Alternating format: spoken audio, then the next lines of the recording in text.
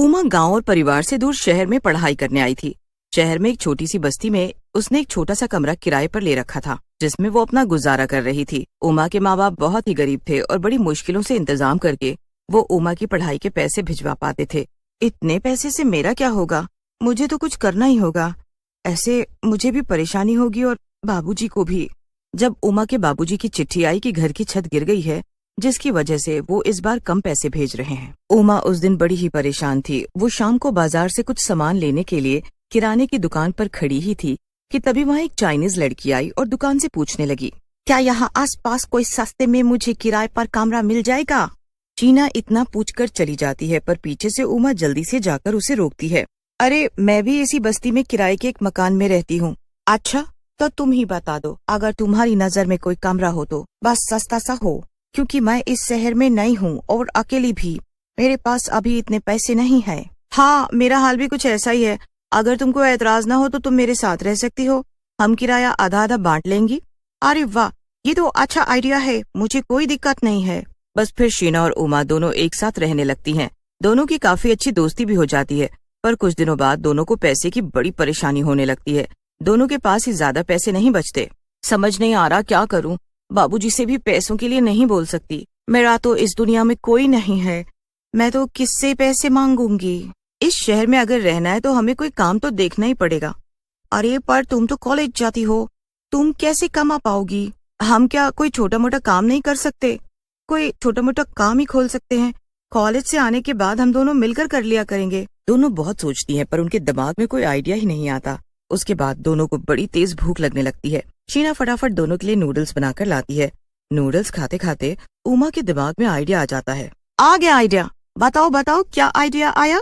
Chinese food. तुम इतना बढ़िया चाइनीज बनाती हो ना कि कोई भी खाकर दीवाना हो जाए, और यहाँ आसपास बस्ती में कोई भी चाइनीज नहीं बेचता सिवाय वो मोटे के, पर वो इतना महंगा देता है कि बस पूछो ही मत। अगर हम चाइनीज बेचना शुरू कर दें तो देखना हमारी दुकान बहुत बढ़िया चलेगी। हाँ आइडिया तो बढ़िया है, मैं भी सारी चाइनीज चीजें बनाना जानती हूँ। हम कल से ही ये काम शुरू कर देते हैं और तुम उसमें मेरी मदद कर देना। शाम को बाजार में भीड़ भाड़ भी काफी रहती है और सब लोग खाने निकालते हैं। हाँ हम अपने चाइनीज फूड का रेट कम रखेंगे तो देखना सब आएंगे हमारे पास। बस फिर क्या था, अगले ही दिन दोनों सहेलियां अपने अपने पैसे इकट्ठे करती हैं और उससे सामान ले आती हैं, और उमा इन सब में उसकी पूरी मदद करती है। दोनों मिलकर बस्ती के बाजार में अपना ठेला लगाकर खड़े हो जाते हैं।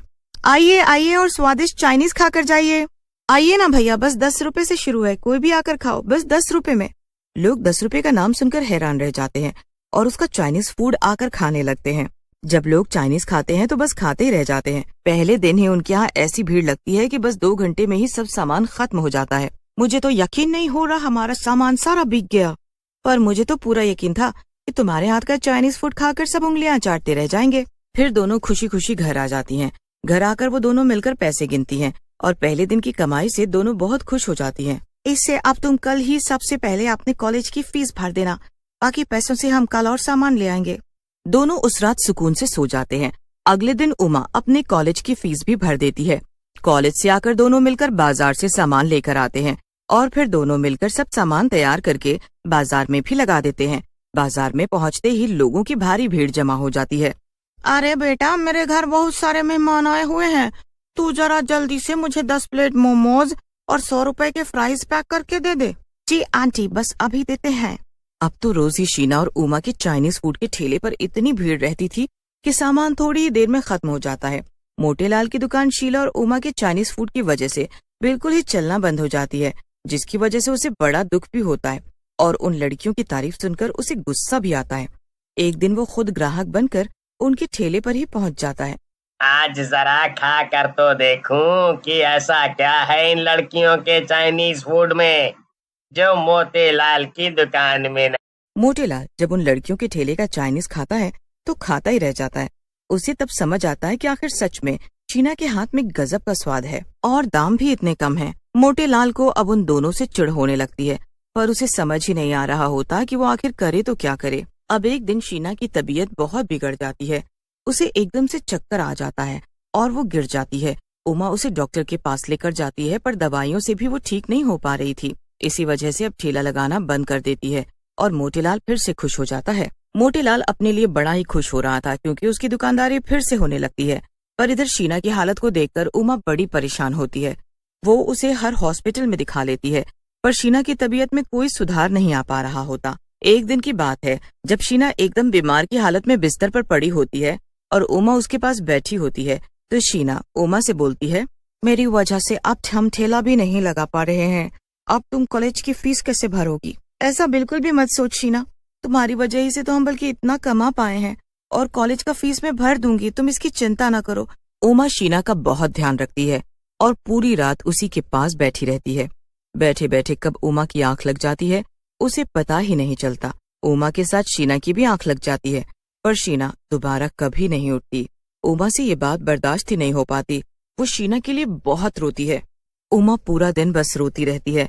वो उस दिन खाना भी नहीं खाती। हर वक्त कोने में बैठी बस वो शीना को याद करती रहती है। अचानक उमा के कंधे पर एक हाथ आता है। उमा पीछे मुड़कर देखती है तो सामने एक चुड़ैल होती है। उमा बहुत डर जाती है। डरो मत, मैं शीना हूँ, तुम्हारी दोस्त। मैं तुम्हारी मदद करने आई हूँ। मुझे पता चला है तुम्हारे माँ बाप बहुत गरीब हैं और उनको तुमसे ही सारी उम्मीद है। चलो अब आंसू पोंछो और कुछ खा लो। मुझे पता है तुमने अभी तक कुछ भी नहीं खाया। उस दिन शीना अपने हाथों से उमा को खाना खिलाती है। अगले दिन उमा हिम्मत करके उठती है और कॉलेज जाती है। कॉलेज से आने के बाद वो शाम को अपना ठेला लगाने की तैयारी करती है। चुड़ैल बस फिर अपने हाथों को इतना फटाफट चलाती है कि उमा को देखती रह जाती है। फटाफट मोमोज बनाकर तैयार कर देती है। उमा तो ये सब देखकर हैरान रह जाती है। बाप रे बाप, तुम इतनी तेजी से कैसे ये सब कर सकती हो? बस फिर दोनों अपना चाइनीज फूड का ठेला लेकर चल पड़ती हैं। जैसे ही उमा बाजार में पहुंचती है सभी लोग खुशी खुशी उसके पास चाइनीज खाने आ जाते हैं। उमा सबको चाइनीज फूड खिलाती है और सब सामान बेचकर घर आ जाती है। देखो, अब तुम्हारे पेपर आने वाले हैं तो तुम बस अपनी पढ़ाई पर ध्यान देना, पर बाकी वो सब मैं संभाल लूंगी, तुम उसकी चिंता मत करो। तुम बस पढ़ाई करना, ये तुम्हारे फाइनल पेपर हैं। मुझे कभी ये काम करके बुरा नहीं लगा, और सच बताऊं तो ये ठेला, ये मेहनत बस तुम्हारी ही है। अब बस भी करो। उस दिन के बाद चाइनीज बनाने वाली चुड़ैल अकेले ही सब संभाल लेती है और बस उमा अपनी पढ़ाई पर ध्यान देती है। शाम को वक्त निकालकर बस उसे 2 घंटे के लिए ठेले को संभालना होता है। चुड़ैल की मदद से उमा अच्छे से अपने पेपर्स देती है और जब उसका रिजल्ट आता है तो वो खुशी से पागल हो जाती है। मुझे तो यकीन ही नहीं हो रहा कि कॉलेज में मैंने टॉप किया है और अब मुझे स्कॉलरशिप मिल जाएगी। उमा फटाफट ये खुशखबरी अपनी सहेली शीना चुड़ैल को देती है। दोनों एक दूसरे के गले लग जाती हैं। उमा उस दिन बहुत खुश होती है। पता है, मुझे कॉलेज से स्कॉलरशिप मिल जाएगी और मैं आगे की पढ़ाई के लिए विदेश चली जाऊंगी। क्या सच में? ये तो बहुत खुशी की बात है। हाँ, पर ये सब छूट जाएगा।